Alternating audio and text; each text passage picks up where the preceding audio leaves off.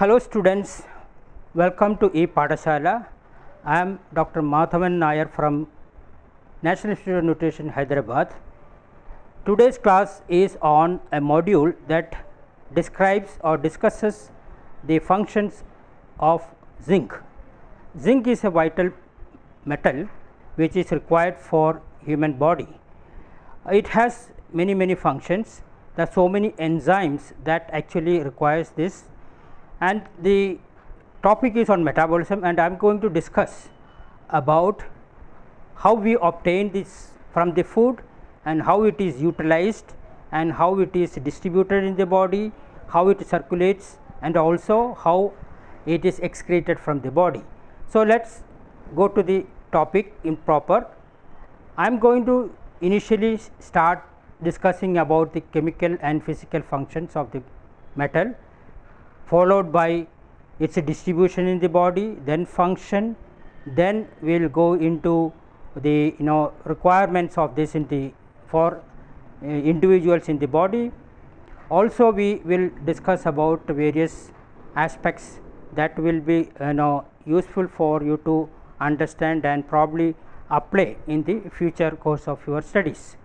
Or the objectives of the module is to learn about metabolism of zinc in humans, that is intake, digestion, absorption, transport, cellular uptake, storage and excretion.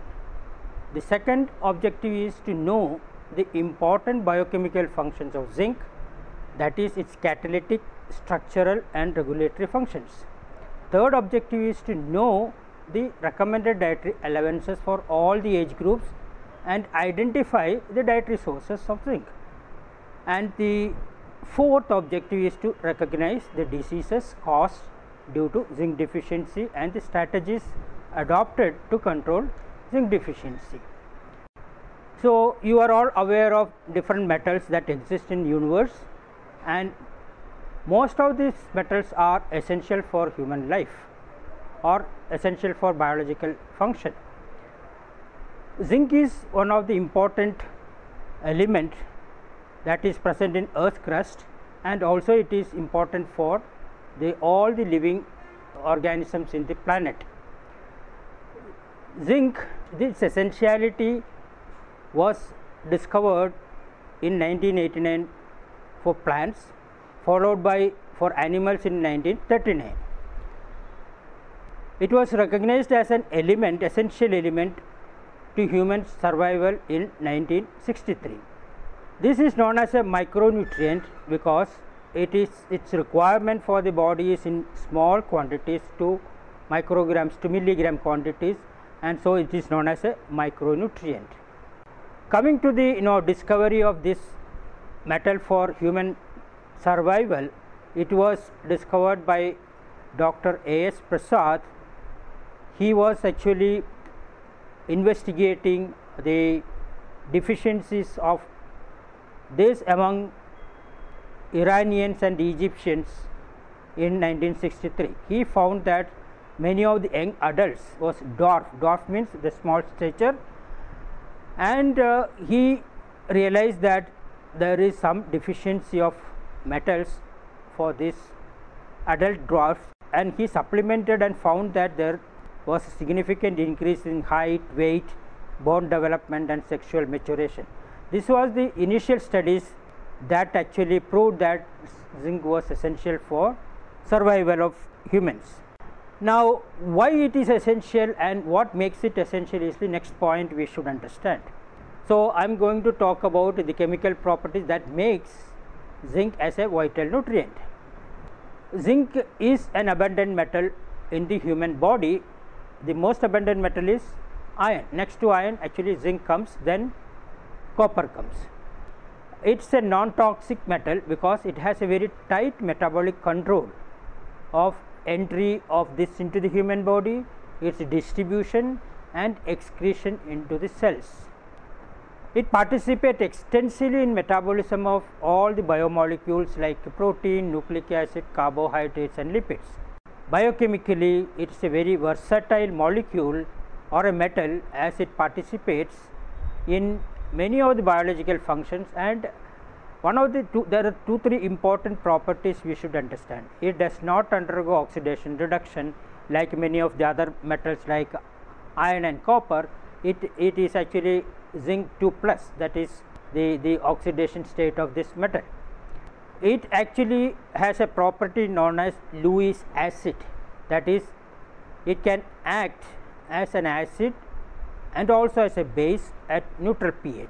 This is a very important property of this micronutrient or element, that is zinc, that it can exist or it can participate in biological reaction at acid pH and alkaline pH, or it actually acts as an acid and base at neutral pH, or it is known as an amphoteric molecule.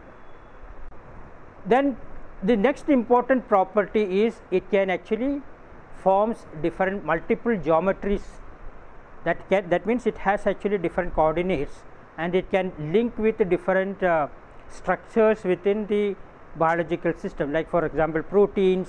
Mainly it forms the protein complexes, and that folding or making it into different structures makes it essential for binding and biological reaction. Like as shown in this slide, you can see it has actually tetrahedral structure, geometry, then trigonal bipyramidal structure and octahedral structure.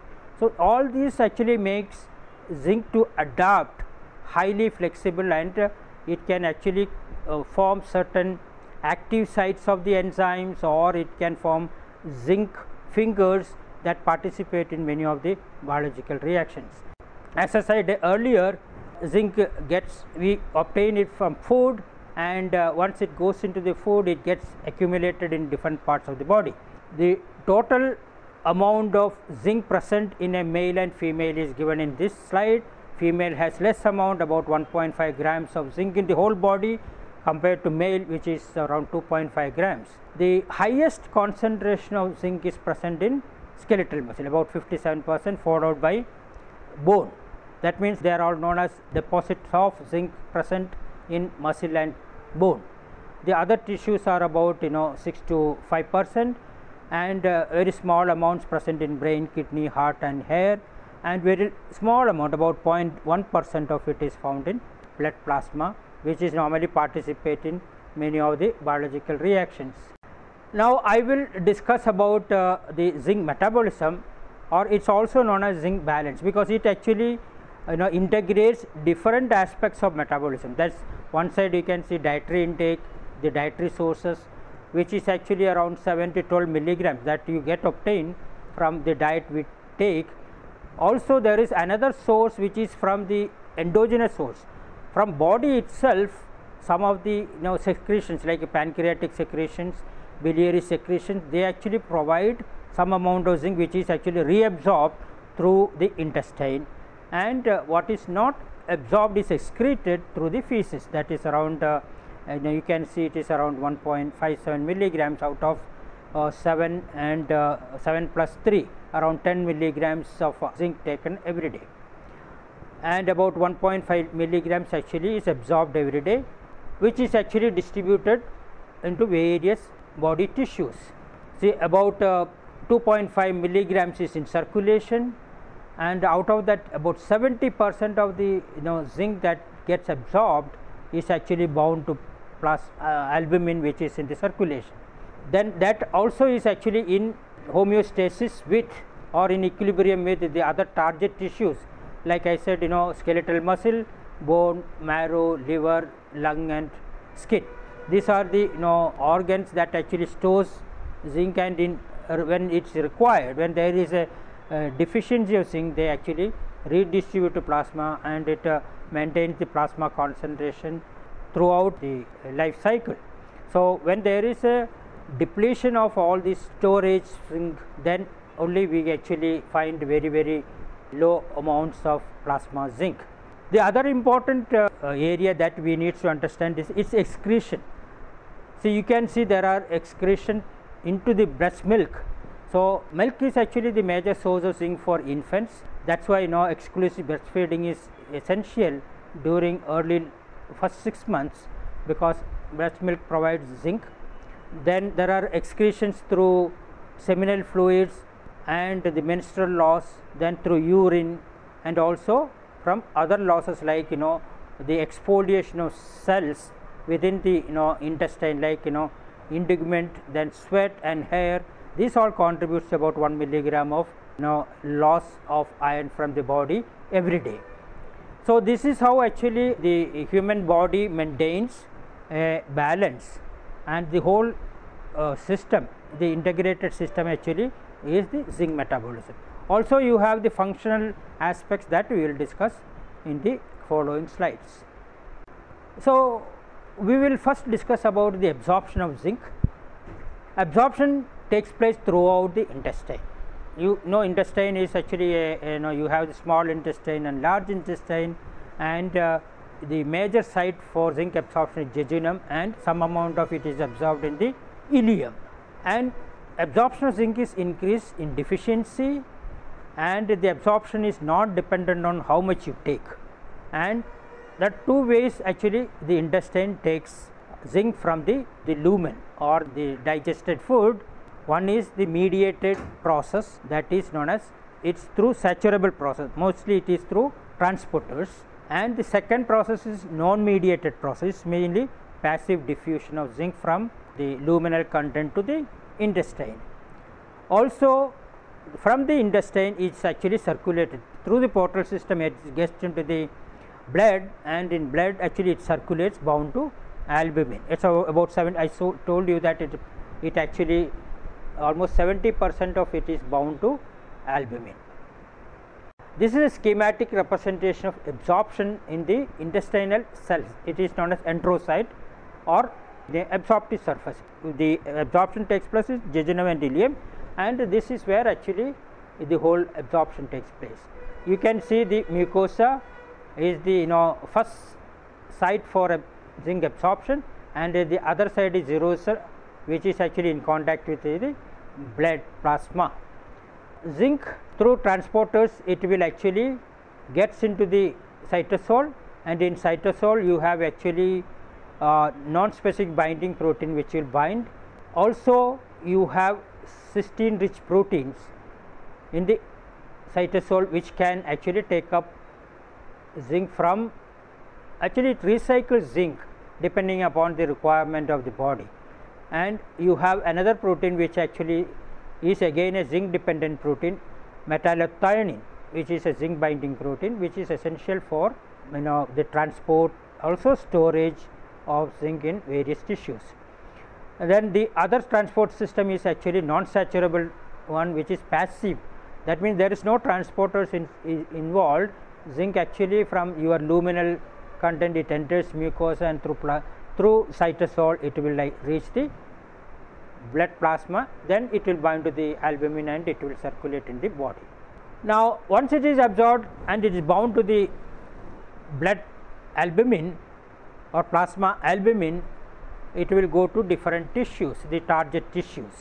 You can see it is, as I said earlier, it is a very, very tightly controlled mechanism that actually makes zinc a very important metal, and also it is non-toxic because of the tight mechanism of absorption and transport into the cell and out of cell. There are two types of transporters, and there are total of 24 transporters involved in the cellular metabolism of zinc. And these transporters are, some of them are very specific for certain tissues. Now we don't go into those details, but you can see the Z and T, they are known as zinc transporter, which exports zinc from inside to outside. That means it will reduce cellular zinc status.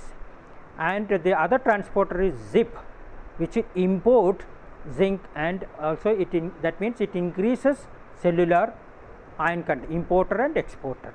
And the most important ZIP protein is ZIP4, which is actually found in intestine, and it controls the uptake process of zinc from the luminal content to the serosal side and to the blood.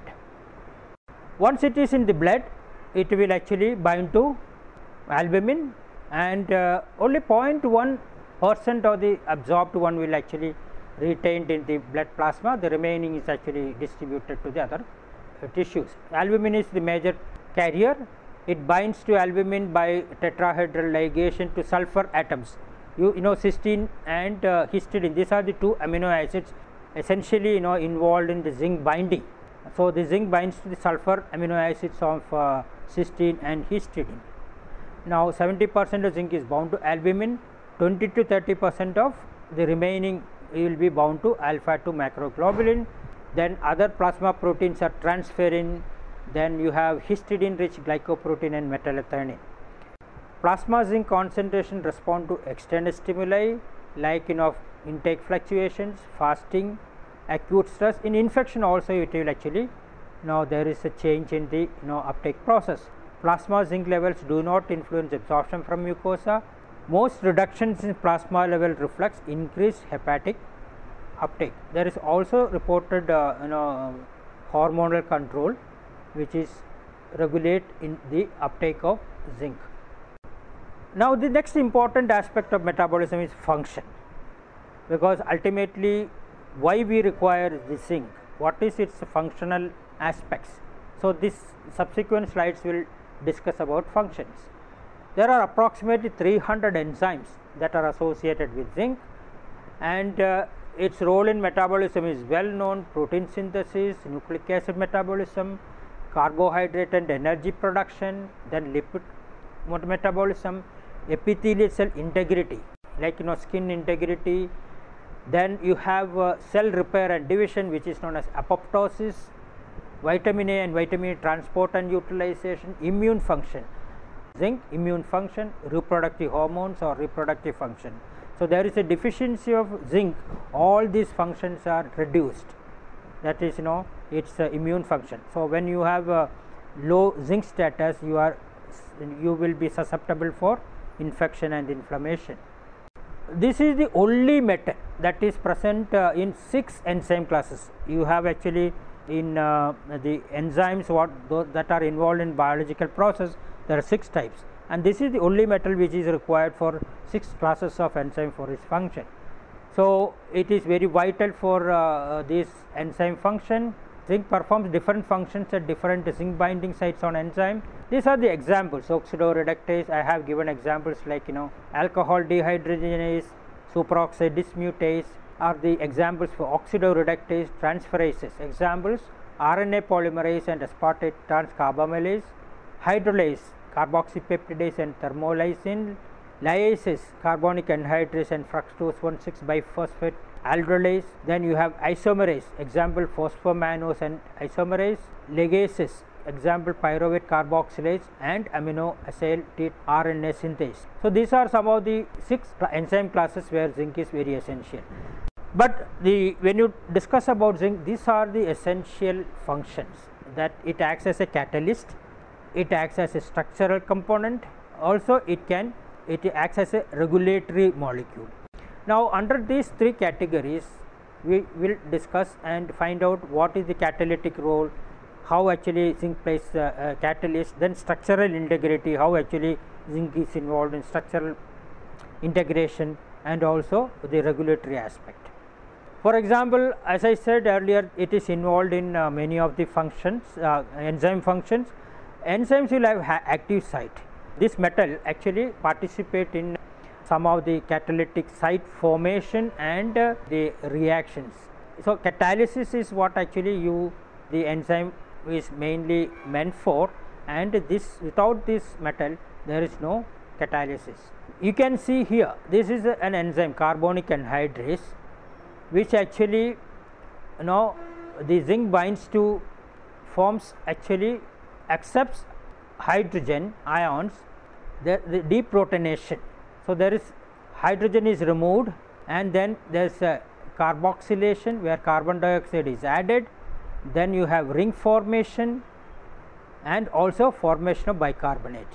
So, carbonic anhydrase actually involved in formation of bicarbonate, and these are the important reaction that actually involved in the catalysis of the carbonic anhydrase. So, you can see it is the central role in creating that micro environment for the enzyme to perform the catalysis.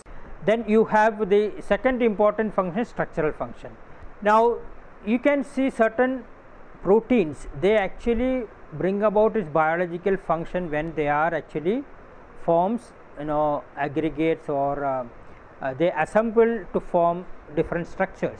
So zinc helps folding of proteins into 3-dimensional configuration. Under that 3-dimensional geometry only your function will take place, or it is binding to the receptors and various other molecules and bring about the function, the downstream events. Here the example given is insulin. Insulin, as it's actually deficiency of insulin, it reduces your ability to metabolize glucose and it leads to diabetes mellitus. So hyperglycemia. So what happens, the zinc actually brings about a structural modification, folding of the protein for it to do the function. So here 6 insulin molecule assembled in a form of hexamer, which is stored form of insulin. Now you can see the central portion, what you see is the zinc, the pink sphere. So zinc ion holding insulin molecule, there are 6 insulin molecules that is joined in a 6-fold symmetry, and it binds to the histidine residues, all the 6 insulin molecules forming a 3-fold symmetry of insulin, and this is the form in which insulin is stored in pancreas. So in response to glucose stimuli, it is released into the circulation. So we are discussing about regulatory function. So for regulation, this is with respect to nuclear transcription factor. This factor is involved in from DNA to RNA. There are certain nuclear transcription factors, and zinc binds to those factors. There are protein motifs, and it binds to the cysteine and histidine residues on the molecule and create a finger like structure which is involved in the binding, and it accounts for about 1% of the genome. Involved virtually in all biological, because it's of course it is the main regulation that takes place in the cell. So zinc is very much involved in the development, differentiation, cell proliferation, because it is part of the DNA regulatory function, and zinc performs its regulatory functions through zinc finger motifs, which is a protein and is known to bind DNA, RNA or protein. The next shown you how actually a zinc finger forms. You can see these are the cysteine. It will actually have a alpha helix structure protein and a beta sheet structure. 2 are there, these 2, and you have cysteine residues on this beta sheet and histidine on the alpha helix. There are 2 histidines from the alpha helix, so it forms again a geometry convenient for it to create that structure, the finger like structure, and that chelation actually creates a 3-dimensional structure enough for it to bind and perform its function. In addition to those 3, that is catalytic, regulatory and structural role, it also acts as a co-catalyst molecule or a metal. That means in addition to its own, it can enhance the activity of another metal.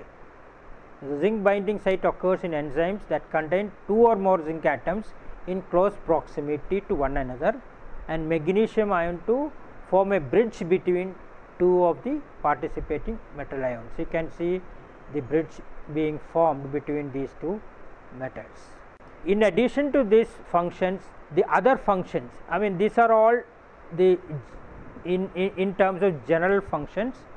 It is involved in metabolism of carbohydrate, lipids, protein and nucleic acid, and it is part of the reproductive hormones. Then in terms of wound healing, membrane stabilization, then calcification and mineralization of bone. It acts as an antioxidant, it functions of insulin, then immunity. So out of these, the well known functions are in terms of immunity, then insulin function, and you have the metabolism of carbohydrate, lipids, protein and nucleic acid. So, you have seen that it has large number of functions, and in the absence of the zinc in your diet, you become deficient, and that lead to lot of functional implications. Now, how do we obtain the zinc every day that is required for our body function? So, and how much is required? How much is required is the requirement, and how much you need to obtain from food is known as recommended dietary allowance or RDA. So, the Indian Council of Medical Research, ICMR, has now done an exercise of computing the requirement and also the recommended dietary allowance for Indians, and there is a book on this, the nutrient requirements and recommended dietary allowance for Indians.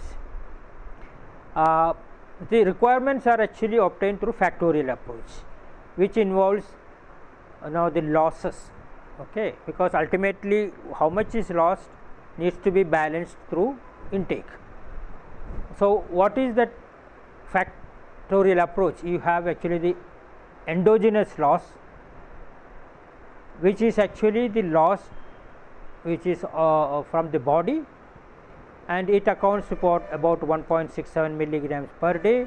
Then you have an integumental loss, that is exfoliation of the intestinal cells every day, which contributes to about 0.43 milligrams of zinc, and urinary excretion, which is about 0.53. So, total requirement, body requirement for zinc is about 2.7 milligrams per day. Now, to get 2.7 milligrams from diet, everyday diet, you know that you have a diet which is very complex, and all the zinc present in the body is not absorbed because there are so many complexes it forms with the ligands of diet, which makes it unavailable. So, out of the total dietary zinc present, only 25% of zinc is only absorbed from diet. So, you need about 12 milligrams of milligram per day to get about 2.7 milligrams at absorption of 25%. So, 25% absorption, we get about 2.7 milligrams from a diet containing 12 milligrams of zinc. And the highest amount of zinc is required, you can see, from boys and girls, and in pregnancy. Pregnancy and lactation also requires high amounts of zinc compared to the other age groups. Of course, there is an increased requirement with increasing age. Children requires about 5 milligrams.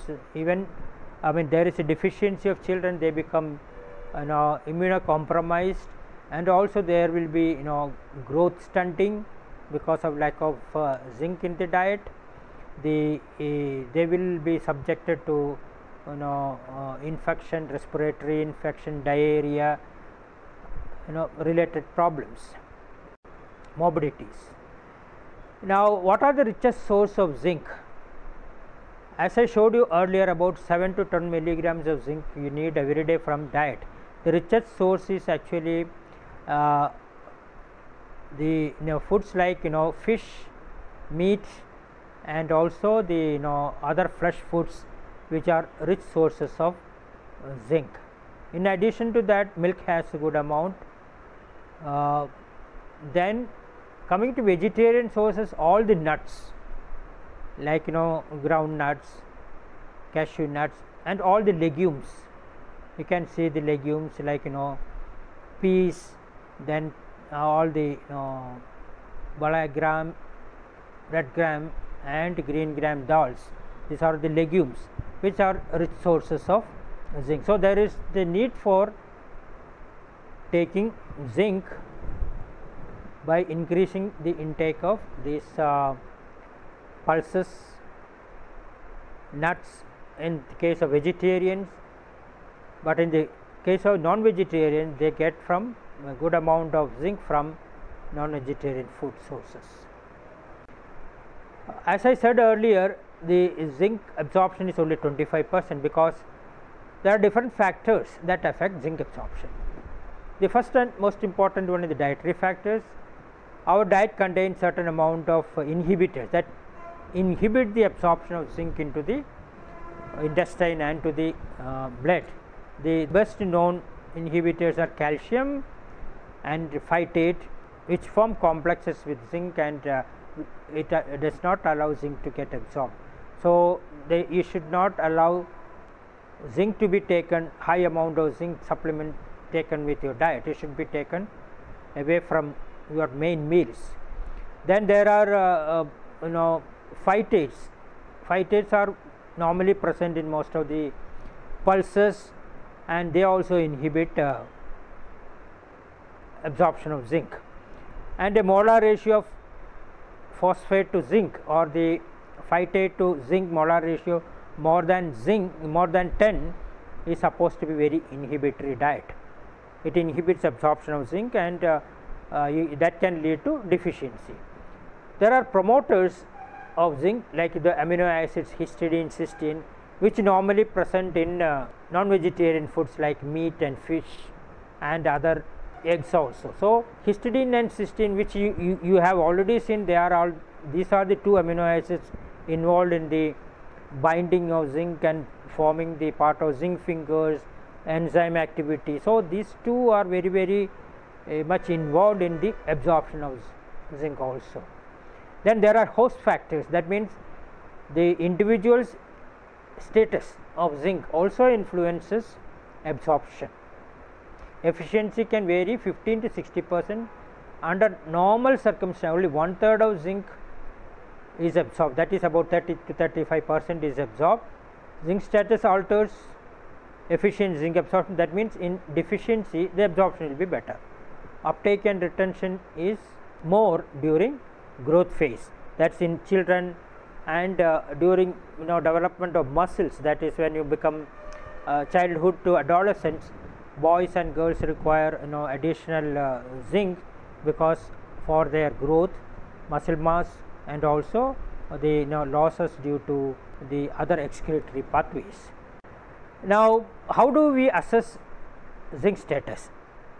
That means we should know what are the biomarkers that will reflect the zinc status of an individual.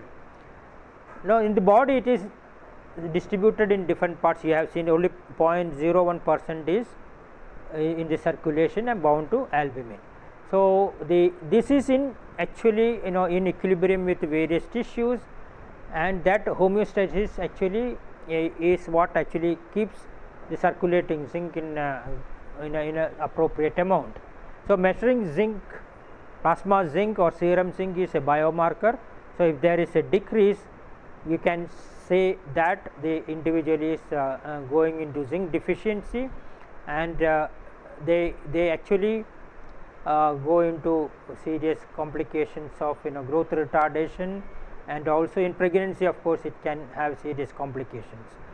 Hair zinc concentration also is also known to reflect the status, because when there is a deficiency of zinc in an individual, their hair becomes very sparse and it becomes pale also. Then urinary zinc concentration also, it will actually inform you about the status. Coming to the last part of the lecture, we should understand what are the signs and symptoms of zinc deficiency. Mainly it affects skin. Skin lesions are very much part of zinc deficiency.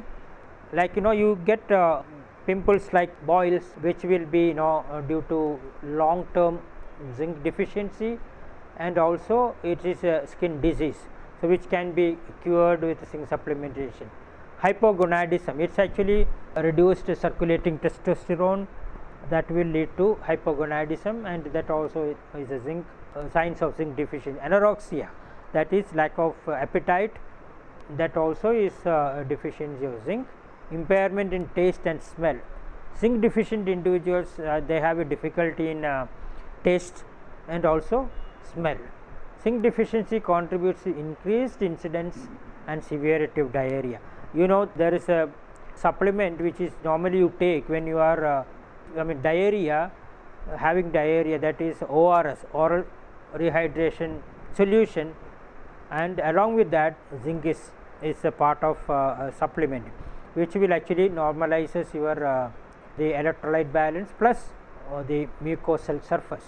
Now the final part of our discussion is deficiency during pregnancy, because this is a critical stage at which, you know, if there is a deficiency, even the implantation of the blastocyte and even the deficiency leads to abnormalities of the blastocyte development, and also it can result in low birth weight and prolonged and difficult parturition.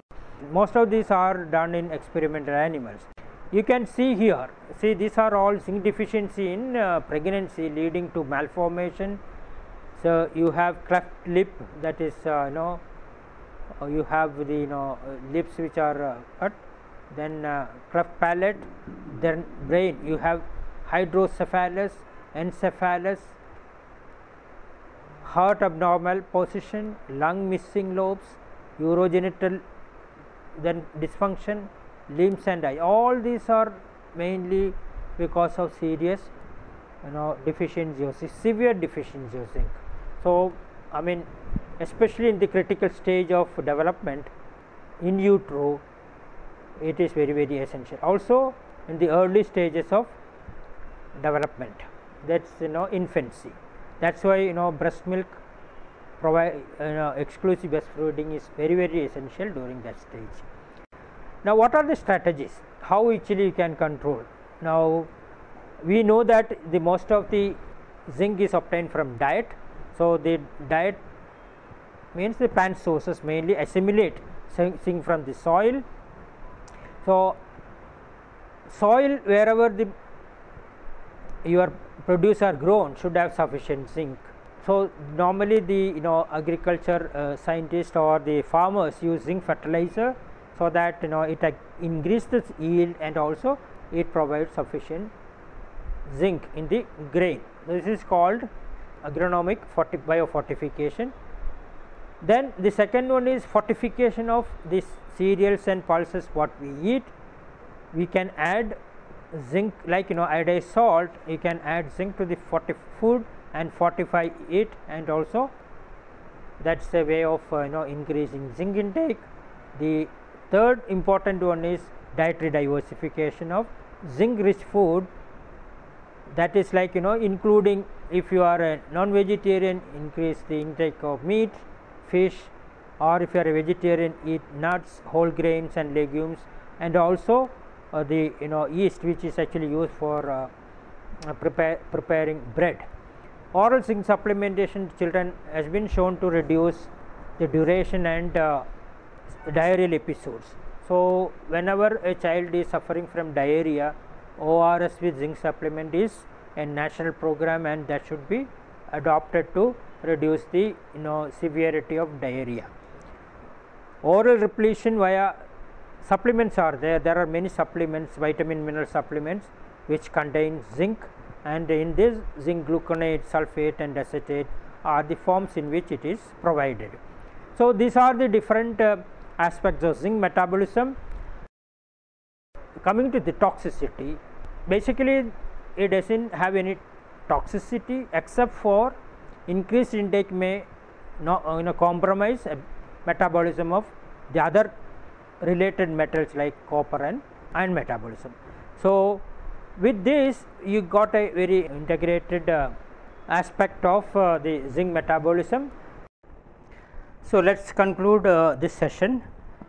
You understood now the importance of zinc as a micronutrient, as a essential element for growth, development, and also to perform immune functions of the body.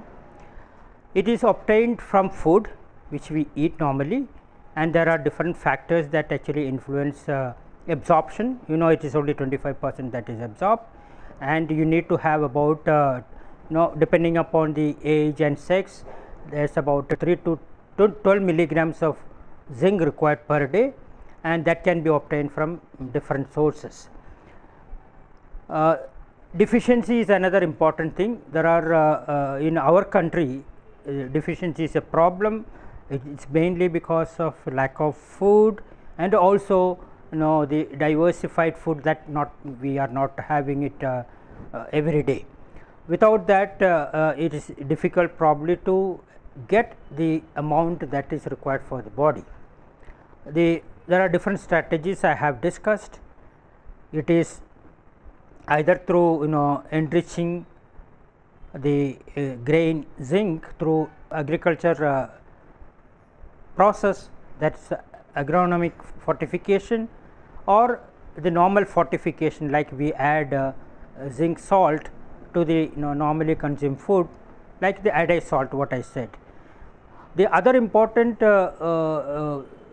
strategy to control zinc deficiency, especially in children, is having a good IYCF, that is infant and child feeding practices, that is required for they need to get a sufficient amount of food. These are all strategies that is required. In addition to, there are medicinal supplements required only when there is a severe deficiency. Otherwise, you should be able to get the required amount of zinc through the diet we eat, and we should be able to meet the requirements of the zinc every day. So, I hope that this lesson makes you understand the importance of this, the essential functions of this micronutrient, and also gives a basic understanding about the metabolism, that is absorption and its distribution. Then of course, the important one is functions, the 3 catalytic, regulatory and structural role of this metal in carrying out many biological functions in the body. Thank you.